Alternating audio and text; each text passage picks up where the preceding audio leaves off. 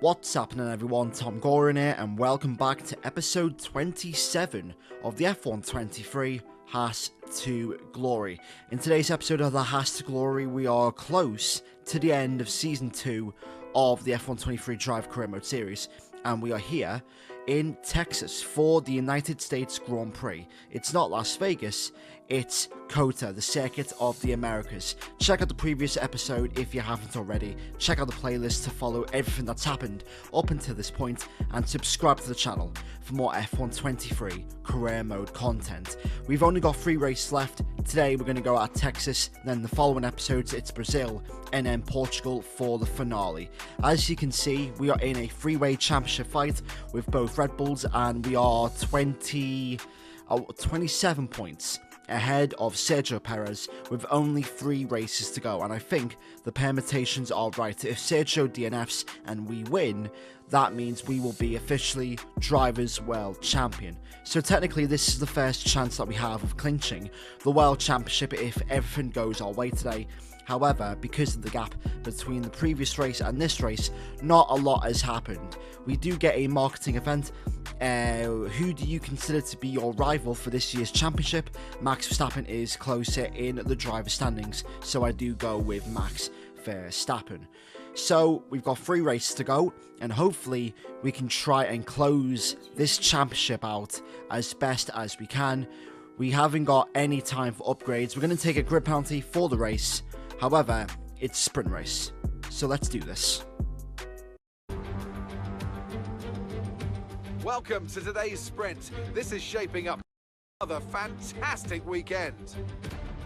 Off the back of a fantastic qualifying session, it's time to see how our starting grid looks for today's sprint. An immense lap from Lewis Hamilton yesterday puts him on pole position, just edging out Alex Albon, who'll start from P2. Considering the rest of the grid, we have Sainz, Russell, Norris, Perez, Magnussen, Verstappen, Leclerc, Thomas. Now I want to ask you about Lewis Hamilton. What a quality performance. The big question though is how does that translate on race day? Can they hold on to that lead? Beside that, of course, any kind of turn 1 incident could completely turn the race on its head. Let's keep our fingers. So here we are getting ready for the sprint race in Texas. 10 laps around here, and let's see what we can do. I didn't show qualifying because I'm just over the whole sprint format now, and if I think this race and the next race is going to be a sprint weekend, so it's not looking good as far as the normal qualifying format is concerned. However, for the strategies, I mean, it's a no-stop race. We're going to start on the mediums, and we're going to pretty much finish this sprint on the mediums. So 10 laps around here. Let's do this.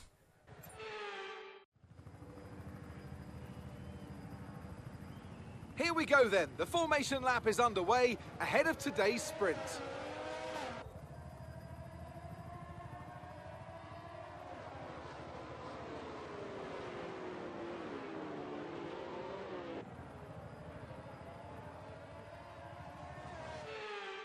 We're almost ready to start the sprint as the cars take their positions on the grid, with the drivers and teams making their final preparations. So let's get the race weekend on the way here at Texas for the United States Grand Prix. And realistically, our first chance, well, we can't win the driver's title in the sprint race, but we can help by just trying to extend that margin just a little bit. And I think if we win today, Perez DNFs in the sprint race, we can get second and Perez must DNF, and in that way we can still win the title as long as Verstappen finishes behind us. So realistically, we can try and win this championship. It's going to be a bit unrealistic to probably win from 10th on the grid, but we're getting ready for 5 red lights here at Texas, and a long hold, lights out. Oh, here we go for the sprint race in Texas. Verstappen doesn't get a good start. Magnussen does. Norris doesn't, as we're going to go around the outside of Verstappen, Norris, and also our teammate as we go up the hill in towards turn 1. And we've already made 4 positions as we go down the hill in towards turn 2. And Carlos Sainz and George Russell are ahead. I think Lewis Hamilton is pretty much in the lead, followed by, I think that's an Aston Martin, I do believe, I'm not really sure, I think that's Albon in the Albon, and it is Alex Albon in the Aston Martin. So transitioning on to lap 2, and we've got George Russell just behind us as he tries to go down the inside in towards turn 1. The game ghosts us. Don't know why the game is ghosting us there, but we do retain position as we go in towards lap 3. There's a green flag, yellow flag now on the exit of Sector 2, or the entry into Sector 2. Who is that? I think that's a Williams. I'm not really sure who that is. I think that's an Aston Martin. It is. It's Lance Stroll. Lance Stroll is out of the sprint race here in Texas. Another mechanical failure for the Mercedes engine, and that's just been the story of the Mercedes engines this season. Both Mercedes, the works Mercedes of Russell and Hamilton, and now the Aston Martin of Lance Stroll, with another Mercedes engine issue here in Texas. So that's not good for Aston Martin if they want to try and compete for third in the Constructors' Championships. So, lap 5, we've got another yellow flag or green flag. I think that's because of the Aston Martin of Lance Stroll. And as you can see, there's a surprise red flag midway through the sprint. I don't know what the hell. Why is there a red flag? There's no instance, there's no like cars stopped, or there's nothing that's blocking it. So why is there a red flag? I have no idea, but we do get a red flag here in the sprint race here at Texas, and now that changes everything. So pretty much I thought I was going to continue on the medium tyres. However, as you can see on the strategy, the game wants us to go on fresh softs for the remainder of the sprint. And as you can see, look at the time I'm losing. 8 seconds if I continue on the mediums. However, on the softs, I don't lose any time at all according to the game. So we're going to go on the soft tyres for the last 5 laps of this race. And that is our race strategy pretty much confirmed. So here we go once again for a surprise restart here in Texas for the sprint race. Away we go once again. Hamilton does get a good start. Albon doesn't as we jump Alex Albon. George Russell gets a blinder of start as we go in towards turn 1. It's Sainz and Russell side by side. The two Mercedes nearly going side by side. There's the yellow flag. Logan Sargent, he's out again. And another Mercedes issue. There has to be another Mercedes issue for the Williams. But we're not focused on Logan Sargent because we're going to try and somewhat win this sprint race here today. As we're going to try and line up the final corner, get a good exit, and as you can see, Hamilton is all over the back of Carlos Sainz, but we're going to try and pull out as late as we can. Hamilton tries to go down the outside of Carlos Sainz. We're going to go down the inside of Lewis Hamilton, and that is second place here in the sprint race here in Texas. We caught Hamilton napping, and we caught him off guard, and as you can see, as we transition on towards the final lap of this race, we pretty much learned from our mistakes in the previous episode in Qatar that the best, well, Qatar or Monza, the best time to overtake a car is on the final lap. And there we go, we do take the lead of the sprint race here in Texas, and that will be job done in the sprint race. Good sign, good omen, maybe not, but we do take the win in Qatar, and that is job done. Part 1 of the sprint race weekend. Where did Verstappen finish? Verstappen finished P5. So we do get 4 points more than Verstappen, and we get 6 points more than Sergio Perez. 33 points now the gap between us and Perez in the drivers, and 47 points between us and Max Verstappen with 3 whole races to go. So, let's get into the race. Here we are then in one of the fastest growing cities in the United States, the fabulous Austin in the great state of Texas.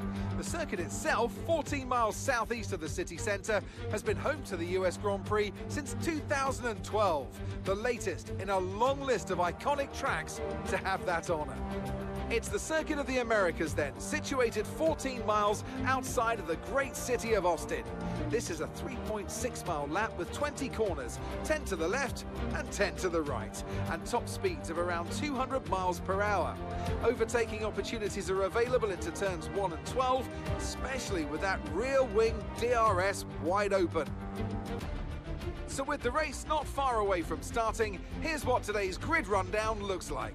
An immense lap from Carlos Sainz yesterday puts him in pole position, and Lewis Hamilton completes the front row.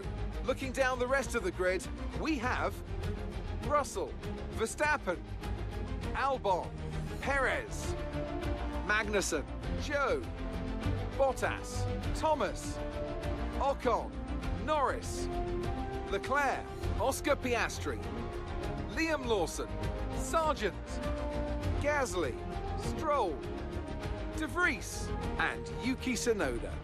And with lights out just moments away, it's time to go down to the track. And a warm welcome to Natalie Pinkham, who's beside me in the commentary box today. The last few races have been a bit rough for them, unable to get a clean run. That's got to have some effect on their confidence, surely. Certainly confidence is an important factor, and every time you're involved in an accident, it's not just the car you damage, but that confidence as well. But all the top racing drivers are able to tune that out when the race gets underway and focus on the job at hand. Welcome to the third to last race of Season 2 of the Haas To Glory. We are here in Texas getting ready for the sprint in Grand Prix. We took a engine penalty, so we've had to take 10 places back on the grid, and we are now starting pretty much where we originally started in qualifying. Strategy, we're going to go mediums to softs for today's race regarding if there's no safety car or red flag. I'm not going to lie, the car has felt awful in practice. It didn't feel, I mean, it did feel decent in qualifying because we were only 3 attempts away from pole position. And in the sprint race, it didn't feel that bad. There is the tyre allocations for everyone. As you can see, Magnussen is on softs, Perez and I think Albon, they're on the mediums, and a couple of back markers are also on the mediums. But our main focus stands to try and outscore the Red Bulls. The formation lap gets underway and every driver will be looking to settle in for the race ahead, making sure that their car is ready for the battle once the lights go out.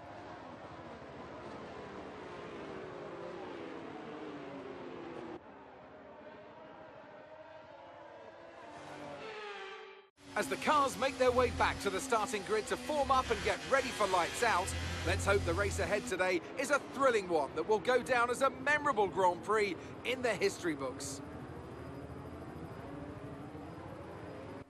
In order to win this championship today, we have to be really lucky as far as what we need, and we need to pretty much have Perez DNF and somehow have a strategy where we make 9 positions in the space of a race and win and hope that Verstappen finishes behind us. But it's probably the most unrealistic for today, but as long as we score points, then that's all that matters today here in Texas. Is there a chance that we could win the World Championship? Yes. Will it happen? Probably not, as we get ready for 5 red lights here in United States for Texas. Here we go for the Texas Grand Prix, and it's a good start by us. Awful start for Albon, also Magnussen, as well as we go up the hill in towards turn 1. Perez. Verstappen is also ahead. Russell goes around the outside of Verstappen, and we have to check if we have damage, and we don't have damage, even though we made contact with Sergio Perez as we go in towards the S sections. And this car in the race felt absolutely dreadful. I don't know what is going on, but if anyone else has this issue, please let me know. The car, with these upgrades, the balance is all over the place, and that's the one problem I've been having with this car all season long when it comes to just the handling. It's just a balance.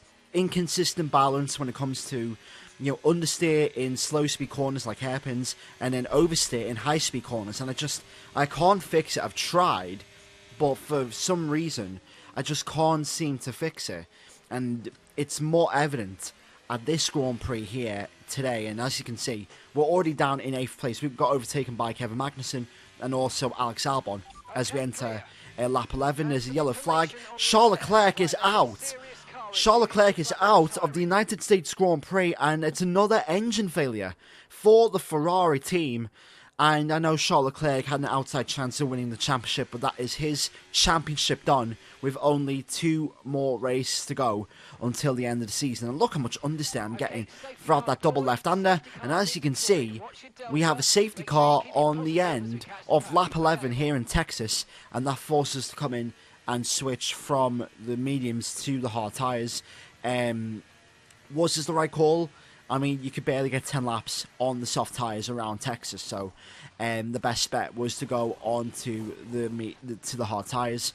This strategy pretty much paid off for the soft runners, so pretty much the front runners here, and it's just one of those things where we were losing, we were down by 5 seconds, and if the safety car didn't come out for another 3-4 laps, we would have been sorted, but wrong place, wrong time, but the field is now bunched up with only 15 laps to go, and here we go on the exit of the final corner, trying to open it out, and here we go back again for green flag running here in Kota, and we haven't got a good start, and we're going to try and just make up positions, but I do believe it's very unlikely that we're going to make up as positions as we want here in Texas with only 14 laps to go. Here as we enter Sector 2, Albon goes a little bit wide, Magnussen's run got compromised, and as we go down the inside of our teammate, that is P7, but as again, just the balance of the car, just oversteer on slow speed corners, and just the back end has just been all over the place, and there goes Magnussen once again, overtaking us, and I don't want to hold up Magnussen, but just this race, there's just times where I overtook Kevin Magnussen and I thought I had pace, but then he was just all over me again, and every time he was in front of me, he was always holding me up, and as you can see, right there, lap 16, I do overtake him again, but again, on the exit, just the AI they just get better exits on that final corner, and again, Kevin Magnussen goes down the inside with 10 laps to go until the end of the race. And that was that. Nothing really happened in those 10 laps. No battles, no nothing. Lando was behind, but he just couldn't do anything. And it's been a very mediocre race. Probably the worst race of the season. It's P8.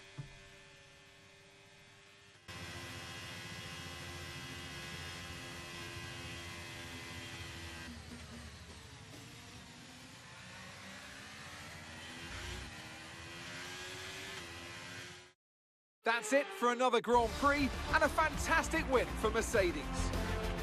Natalie Pinkham, how do you think they were able to set themselves apart today? Well, confidence breeds confidence. Success breeds success. They are very much enjoying a purple patch right now. After an excellent performance at the Grand Prix, I'm sure there'll be plenty of celebrations tonight amongst the Mercedes team, and they certainly deserve it. Lewis Hamilton takes victory here in Texas for his first win of this season, and Mercedes' season has been the complete opposite of ours. They've been absolutely nowhere, both in pace and also reliability. George Russell has suffered a lot of reliability issues this season, and Hamilton just hasn't really performed to the way that he, should really be performing. But Max Verstappen in P2 has really just really not. It's been a disappointing race today, and as you can see, 27 points towards us and Sergio Perez, 33 points now to us and Max Verstappen with 2 races to go. But that is that for episode 27 of the Haas To Glory. If you did enjoy this video, make sure to hit the like button, subscribe to the channel for more F123 content as we approach the end of the Haas To Glory. Well, thanks for watching, make sure to leave like, share, comment and subscribe, and I'll see you all in the next video in a bit.